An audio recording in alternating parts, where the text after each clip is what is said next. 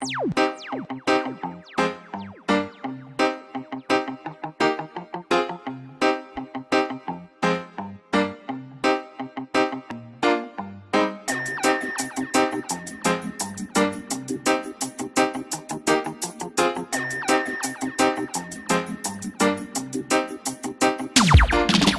kabaguhan atong matagataman, andam mo tabang sa mga nanginahanglan. Diri sa Mandawi, siya ang kinahanglan, Paulo Sino ang iyang pangalan. Ang kabaguhan atong matagataman, andam mo tabang sa mga nanginahanglan. Diri sa Mandawi, siya ang kinahanglan, Paulo Sino ang iyang pangalan. Nagsugod sa pagka-ordinaryo, simple nga tawo, edukado, respetado, nahatagan og oportunidad nga sa katawhan kay mo alagad. Humok ang kasing-kasing sa mga pobre, dali ra siya masampit og dili arte. Matinabangon sa katigulangan, mahigalaon sa kabatanunan. Maayo siya nga tawo, kugiha kaayo, idol sa tanan si Paulo Sino. Good governance ang iyang estratehiya, walay problema nga di masulbad niya.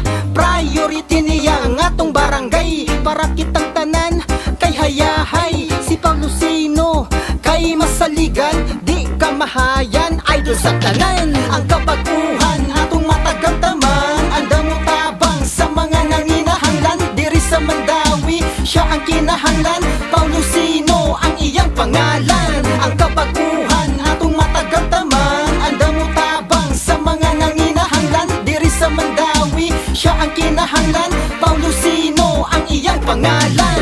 Ang iyang kamaayo, dili gyud ikalimot, mga proyektong mulungtad sa hangtod. Si Paulo Sino, dali ra sampiton, di ta paasahon, di ta pakyason, mahigalaon ug matinabangon. Ang iyang gisaad, iyahang tumanon, kitang tanan tabangan, dali ra siya duulan. Ang iyang tumong, ang atong kaayuhan, pinaagi sa maayong binuhatan. Buhaton niya tanan para okay atong kahintang, maayo siya nga tawo, kugihan kaayo, idol sa tanan si Paulo Sino. Good governance ang iyang estratehiya, walay problema nga di masulbad niya.